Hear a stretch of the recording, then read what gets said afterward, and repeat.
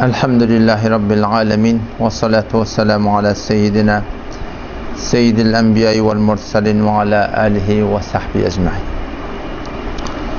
Elhamdülillah bu gecede Allah Teala'nın fazla ihsanı dinden diyanattan gurrun etmektige nöbet yetti. Avval baştan bir näseni vaqia var. Peygamber Huda Aleyhisselam'ın yağdaylarından. Oşa Peygamberimiz bize bir olakan olgu. Şoň zindegitinden öz yaşayışına dert almaklık gerek. Sahabi rivayet etiye, Misr benne Mahrame diye Hazreti Mervan Sulh Hudeybiye'den gurrun etipdirler. Hudeybiye diyeni Mekke bilen Medine'nin arasında bir yol. Peygamber Huda Aleyhisselam Medine göçünden sonra 6. yıl sonra umre çekip Mekke'ye karşı uğrayalım. Uğramaklarına da avval ahir Allah Teala'nın iradesi Peygamberimiz de iş görüptür. Ki biz hemmecemiz birlikte Mekke'ye bar giriyet, şeyle tasımı seyiriyet, tasımı qıyt diyet. O şaturatında tağa mallık Mekke'ye aşağı deyip Peygamber Huda Aleyhisselam da bir boşlukta beriptir. Elbette o yıl Allah Teala'nın iradesi demiştik Mekke'ye girmeklik, o Mekke'ye barmaklık. Allah Teala'nın iradesi son kıylamıştık. Sahabeler şoňa hoş bolup uğrayarlar. Takriban 1400 tane sahaba can berkef uğraya. Vallahi tebarek ve Teala Rabbimiz de şoň hakkında ayet-i Kur'an indiripdir. Laqad sadaqallahu rasulahu ru'ya bil haqq. لَتَدْخُلُنَّ الْمَسْجِدَ الْحَرَامَ إِنْ شَاءَ اللّٰهُ آمِنِينَ مُحَلِّقِينَ رُؤُوسَكُمْ وَمُقَصِّرِينَ لَا تَخَافُونَ Bir işmine uğraptırlar. O da hitap etsen şuurladenni hacca gitmeklik aylar yine hacca gitmeklerde hem kolaylıqlı. Hac sadakalarda atlar başlaptır. Otenşe idingo desen şi beriptiren gurrumuzdan 1400 geçiptir. Oşa zamanna denan oğlan uşak Peygamber ödi yaralları bir şura şok bilen Mekke'ye karşı gidiptirler. O yolla da kafirler de bir cemaat bolup Peygamber Hudaýyň evine karşı bolup aylanıp Peygamber'i geçirmepdirler. Bu sahabeler gatı narap bolupdurlar. Hoş bolupdur kafirlerden. Narap bolupdur musulmanlardan. Olakan bir imtihanmıştık. O çok qolyanım şunda bir de bir olakan ders gözeşte fikredende şolar hem geçip gidipdir. Şu zaman 1400 yıl awal hoş bolupdur. Narap bolupdur. Qayga galypdyr. Şu kunde şeýle şu dünýäniň gözarany toy etjek. Toydan sonra öýt aljak. Öýt alan sonra oğlu örjek. Qyys qarjak. Şu hoşluk bilen adam özüni hoş edip barýar. O hemçinani ki sahabe-i kiram radıyallahu anhum şu zamanı yaşaptırlar, öňe kafirler de kafir yaşaptır. Hemmece dünýeden gaýdypdyrlar. Biziň de ýagdaýymyz şol. Biz de nälekem şu dünýeden gaýtjak. O ebedi zindegiye karşı bizi ekitjekler. Otam şu taýdan şu hoşluklardan, narahatlardan müteessir bolmany, ýürek darymany, has Allah razy bolsun diýip çe hoşlukly çe narahatyda bilelikde näme ýaşamaklyk gerek. Tonky wagada diýe Hazreti Salih ibn Sa'd radıyallahu anhu diye Peygamber Huda Aleyhisselam gazwe Hayber boldy diye. Jenge Hayber bolupdyr Yahudileň gal'elerine karşı leşkerkeşi etýärler. Otam şu da Peygamber Huda Aleyhisselam aýtdy diye erti men perçemi bir adamın eline berjek. Ki Hayber şol adam fethetjek. Ol Allah bilen Peygamber gawarya. Allah bilen Peygamber de onu gawarya diýdi. Tedabet ne kadar olakan makam. Sahabeler şondan niye hevoran niye bitap boldy diye. Eti Peygamber perçemi kime berjek ka? O ne yaparım şahsiyet ka ki Allah Teala'ny ol gawarya Peygamber gawarya. Vallahi bilen Peygamber de onu gawarya. He şoň kun biz öz aramızda dost gowunne degenne yüz vermänne hälisinde gelip duran dostun gelmänne o biraz yüzün turşulanna boýdaşyň bolsun başga bir gatnaşan hanım adam bolsun ne kadar şoňa narahat bolýar. Ola mezayna narahat bolmaly da emma sahabe-i kiram radıyallahu anhum'un zindegisinde olakan firuzi Oluqom makam neymiştik ki şolara şu haber yettin ki olari Allah bilen peygamber gavur ya. Hemmenin iddiası var. Men Allah bilen peygamber gavur yani. Şotaydan aladan bilen hemmeti peygamber Hudaý sallallahu aleyhi uraptırlar ki perseme kim eline verecek ka? Men bolmar mı ka? Şolon oluqom maksatlarının biri Allah Teala'nın razılığıymıştı. Şun konum şeyler olmalı adamlar. Yani daştavarın bizden kinette, kudurette, ezhar naratiyette ona hak matan gevunnu görüp bahak naratan matan gevunnu görüp onu razı etmek gerek olur. Emma hakiki razıçılığı kimde ödemeli? Şöyle yediğat atman taklap duran Hudaý giyeceğin karanlığını getiriyen yulicul leyle fin nehar gizyanı gündüzde salayan Hudaý ve yulicul nehara fil leyl gündüzde giyeceği salayan Hudaý. Şu Hudaý ne kadar kudretli rafa'as semavat asmanlar vazde bi gayri amadin bidun sütuni ki göründün şeyle hemmeti dündürlüptü ve la yaudu hifzuhuma Hudaý Teala'sın taklamaklık hifazet etmeklik hemen ağıyında bizim şeyde bir Hudaý'ımız var. Ceale şemse ziya günü derakşan edip ne kadar günde nur var Hudaý Teala nuru ne kadar güçlü olmak için şöyle nur örttü vel kamera nura ay taban edip ve kadderehu menazil ay uloldup kişildip duran enzele mines semai ma defeden yağın yağdırıp duran yukhrucul hayye minel meyyiti ölüp yatan yumurtlardan danelerden dirin çıkaryan ve mukhrucul meyyiti minel hayy ölüp yatan yumurtlardan diri tavuktan çıkaryan diri qağundan qarfızdan mivolan içinden ölü daneler çıkaryan şol Hudaý ne kadar adamatlı ne kadar kudretli olmalı. Şol Hudaýyň radyçylygy. Sahabalar şondan ne arzu etdiler diye ki her gaýty wagtça persem maňalmy berilse, meňelme berilse belli bolýar ki Hudaý bilen peýgamberde meni gawur ya. Otam şu daýdan daňatdy peýgamber Hudaý salam namazdan sonra elam etdi diye ki şeýle Ali ibn Abi Talib nerede? Ali nerede dediler diye. Onu ya Rasulullah şeýle godan gyrýar dedi. Ona gidin aýdan soňa geldin. Şondan gittiler diye Hazreti Ali haber verdi geldi diye peýgamber Hudaý salam öz mübarek ağının tüykürüğünü Hazreti Ali'nin gözüne şöyle diye çekti diye adam. Çaldı diye. O dua etti diye. O şunun bereketine Hazreti Ali radıyallahu anh gözü kavvalı engar ki şun gözünde bir haytı bir meliçilik bağdırlı yoktur. Hiçbir şey belli olmadı. Adam şundan Hazreti Ali radıyallahu anh Peygamber leşkerin perçemini beriye adam uğramaklığı destur var yani ya Resulallah diye.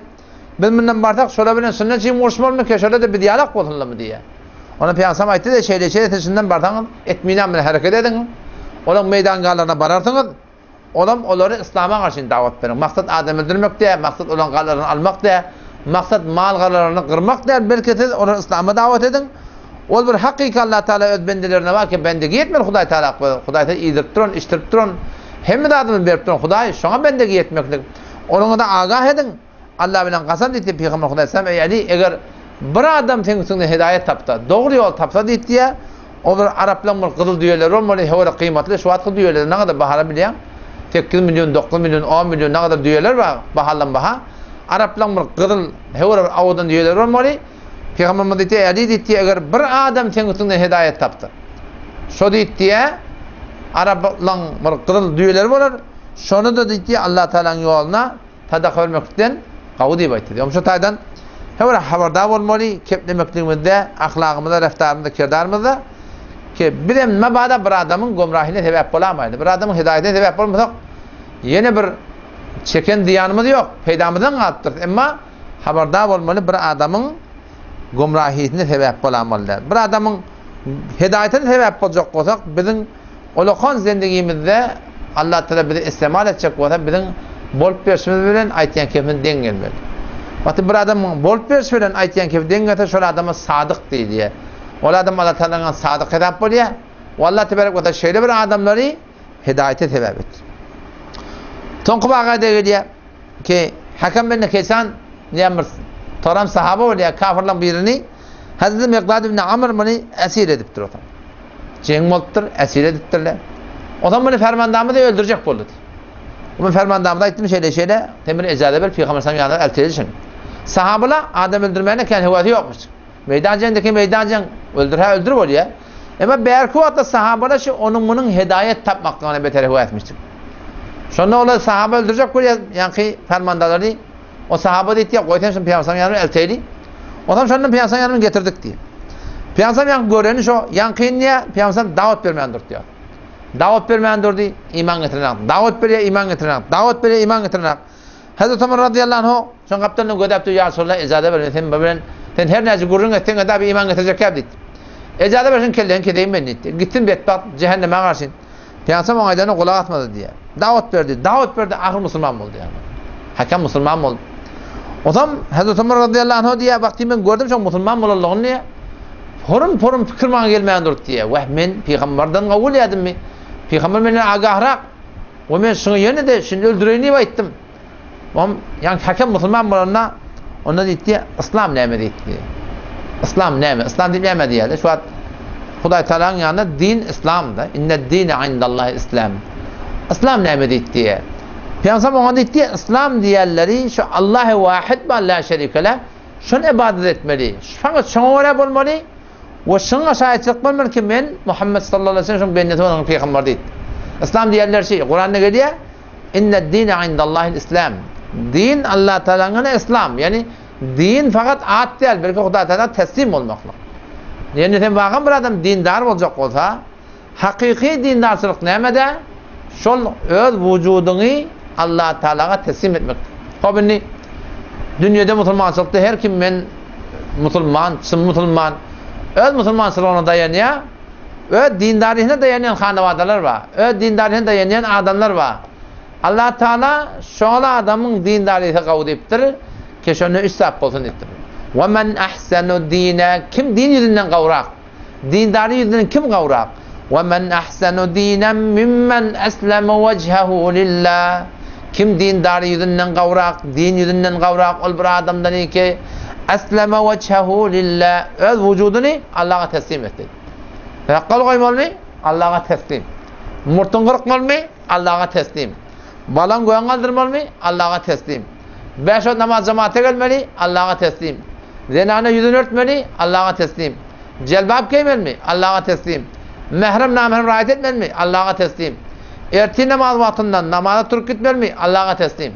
Doğrudat ködemeli Allah'a teslim. Aydım taat kulak atmalı Allah'a teslim. Din diyenler şey.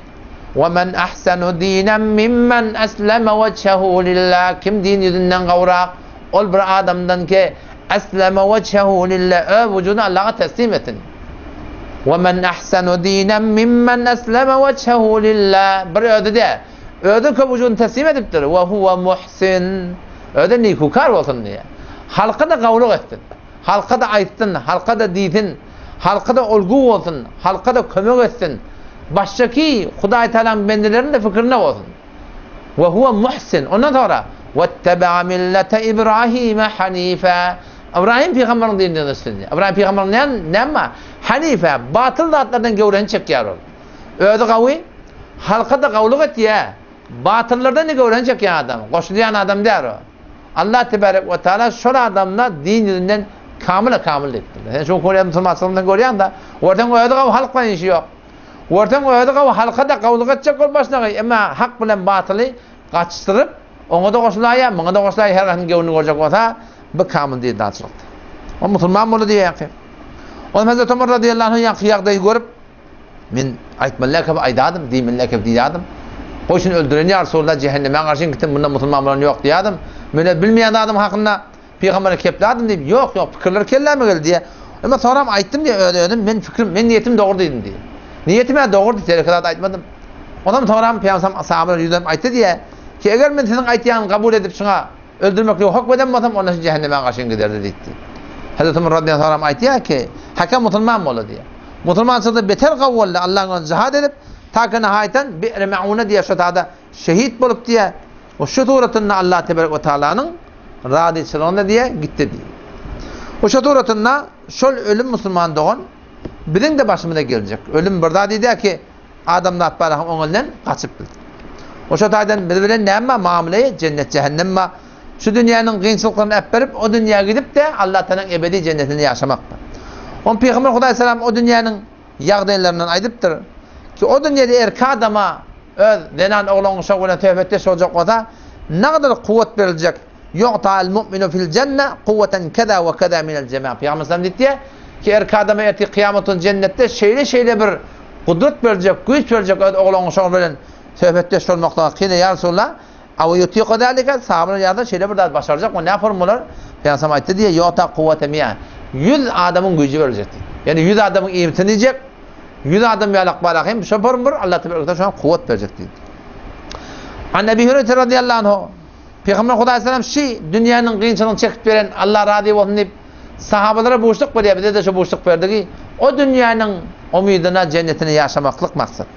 An Ebi Hureyre radıyallahu anhu qala Rasulullah sallallahu aleyhi ve sellem Peygamber aýtdy diýe awwala zumratin talijul cenne. Awwalin jamaati ki cennete girecekler, cemaat bolup girecekler.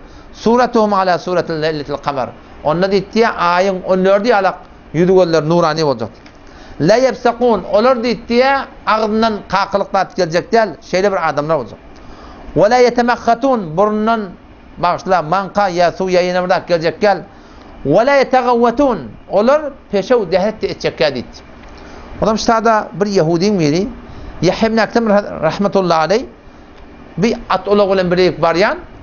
Adam Yahudi biri soradı diýe, "Ne yaparmış ki siz musulmanlar cennette peşew ýok, dehret ýok, kakylyk ýok, zat ýok. Ne yaparım bolarşy?" diýdi. Yahya ibn Aktam rahmetullahi aleyh ýa-ni Yahudiden soradı diýe, "Sen güne näçe kilo da diýen?" diýipdir da. "Ne kadar da diýen?" "Ne miqdar da diýen?" "Ona şeýle men güne ýok diýende bir par suw içen, o şu format tuýyan, almyyan, etiyen, onu ýen, muny ýen, bir aya ýandan 4-5 kilo da botdur diýen. "Hop sen şu miqdar da diýen, güne ne kadar sen tedek etýän?" diýdi. "5 kilo da diýen bolsam 5 kilo sen mısra bar tedek etýän diýipdir da ona. Onu bizlerde hewre ağır gelýär diýdi. Onu Hudaý ke diýdi, sen şu kadar ýen dadyndan adajyk tedek çykarýanmy ho diýdi. Şol Hudaý başarýar cennetde köpden köp zat ýerinde ne hissatda çıkarmadın diýip. Hudaý Teala gudraty. Şu barym agyrlaryndan kaklyk geljekler, burunlaryndan suw geljekler. Burunlaryna habarlyk boljakka, we şu barym tedek peşew dehret de boljakka. Aniyetun fiha mined-dahab. Peygamber sallallahu aleyhi ve sellem aýtdy, o taýda cennetde tamamy cennetilen gaplary gyzyllan boljak diýdi. Yani bugün birden halka dakynjak, elengu dakynjak, şu barym gerdemet dakynjak denarlar ne kadar hoş oglan şan aljak bolsaň, ne kadar kıymet goýmaly, harjak almaly. Peygamber diýe, aniyetun fiha mined-dahab. Ehli cennetin cennette gaplary hem gyzyllan boljak. Wa amshatun mined-dahab. Daraklar denarlaryň daraklary gyzyllan boljak, wal fidda kümüşden boljak. Şu barym awdan daraklar boljak. Wa majamiruhum minel uluwa. Olan bir hoşbuy ýakýan ýerleri lo marwaritden boljak. O rashhumul misk emmandan çykýan der zatlar bir güne näsä tuwatşýat derliýetip der erekgeniňe öwretýärdiň. Emma o taýda emmandan çykýan derler zatlar olar moşkun etinde boljak. Wa li kulli wahidin minhum zawjatan. Her bir ehli cennete imanly dünýäniň denanalaryndan 2 däne imanly denalar boljak. Yura muhhu sawqahuma. O ýankylan baldyrlarynyň sünkleri diýe men wara'il lahm etin bärtinden baldyrlarynyň diýe sünkü diýe sünküniň de diýe ýirig diýe görünjek diýdi Peygamber. Minel husn şu kadar ki bir awdalyk derekildi. Şol olar Peygamber sallam ýanky ehli cennetin denanları kendinden yakut vel mercan. Yakut ýalak, mercan ýalak. Mercan ne bir daş bol diýe. Cennetin denanlarynyň emmallary indi daş ýalak. Bärden gözlände sen şu morwalit bolýar ýaky. Morwalit gibi göremde ýa hünji bolýar bärden gözlände aňyrsy görnýär. Ýa hünji bolýar içinden nahy geçende görnýär. Denanary cennetin denanalarynyň emmany eýşe mercan daş ýalak aňyrsy bärde görnüp durjak diýip. La ihtilafa beynehum ve la yutabagad. Peygamber hiç aralarında ihtilaf boljakka, yürekler birbirinden narap boljakka. Hudaý Teala şol cennetini aýdypdyr. İnnel muttaqina fi cennetin ve uyun. Bişek Allah'dan gorkýarlar. Halkdan gorkmalar cennete girecek bolan. İlen gorkmalar Hudaý bilen peýgambere wara boljak bolsaň, olardan gorkmalar cennet kimin zaý? İnnel muttaqina fi cennetin ve uyun. Bişek Allah'dan gorkýarlar. Fi cennetin şol bağlıklarda boljak ve uyun. Çeşmeleri boljak, olary elam ediljek. Udkhuluha bisalamin aminin. Barın girin taňlyk bilen, salamatlyk bilen, gaýgysylyk bilen barın cennete girin diýip. O mäki musulman da bolsa, mu'min de bolsa ada kine bolupdyr, kuduret bolupdyr. Dünýede kep gurun bolupdyr. Emma taram cennete giripdirler. Ol narahatçylar tawran Hudaý Teala yürekden hemmeden çykaryp aýyrjak. Ve naza'na ma fi sudurihim min gillin. Yürekden näme kine kuduret bolsa, narahatçy bolsa Allah Teala yüreklerden olan hemmeden çykaryp da ihwanen ala sururin mutekabilin, aynı doğum olup hemmecekleri birbirine karşı oturacaklar. La yemessuhum fiha nasab, cennette hiçbir kıyınçılık çekecekler. La yemessuhum fiha nasabu ve la hum minha bimuhracin. Hiç vakit ehli cennet şu cennetten çıkaracaklar, hemişeki şondan yaşayacaklar. Kalbi raculun vahid, hemmecekler yürekler bir olacaktı. Hiçbir kine kudret olacaklar. Yusebbihunallaha bukreten ve aşiyye, ertir akşam diye şu doğrultusunda olur diye Allah Teala'ya tesbih edecekler. Son hadise geliyor, Peygamber aydıptır. Lev ennema yakillu zuframa fil cennet, eğer ehli cennetin fakat şu dırnağı mıqdarsa, şu dırnağın ne kavudallık, şu ehli dünya zahir edilse, letezakrafet lehu ma beyne havafıkı semavati ve atman yerin tamamı kenarları diye roşan olur diye. Şu zirve bir avudallık var. Ne kadar nurani olması öyle değil. وَلَوْ أَنَّ رَجُلًا مِنْ اَهْلِ الْجَنَّةِ, eğer ehl-i cennetin bir erkek adamı ittela'a, başını kaldırıp şu dünyanın gözese, فَبَدَا اُسَاوِرَهُ, elindeki elenguları, erkek adamdan eline elengu olacaktı cennette. Elindeki elenguların marahim, nuraniyeti şu dünya yalkın salsa, لَتُمِسَ دَوُ الشَّمْسِ, Peygamber sallam deyiptir, kullen günün nur deyiptir, yeter gider deyiptir. Size nurani olma cennetin, ehl-i cennetin marahim, elindeki zatlar. كما تتمس الشمس ضوء النجوم ضوء النجوم ينقي yıldızın nuraniyeti vakti gün gelene ne yapalım gitti? Yok oluyor gitti, yıldızı yok yalak aslında göde görünakta ay gelene bak işte gün gelene yıldızın nuru kullen yitiye gitti değil mi? Aynı şaturatında vakti ki ehli cennetin de bir elengularının birden nuraniyeti şu dünya Huday tarafından salsa, eğer var rahim günden hiçbir eseri kalacak ki en yankı yıldızlar gün gelenine geçişi alaktı. Dua edin Huday Teala bir de hem şu cennete girmekliğe tevfik versin. Kıyame şun küçük dünya, bu dünya yüzüne gülüm gülümdür. Cefatı köp olup ahir dolumdur. Her nece yaşadan ahir ölümdür. Amaratcan tene mihmandır. Haber düşer falan kimse öttü deyip, sırası söndü deyip, günü battı deyip, günü güneşe kıyırt olur değil mi? Bir de nabıda duran adam.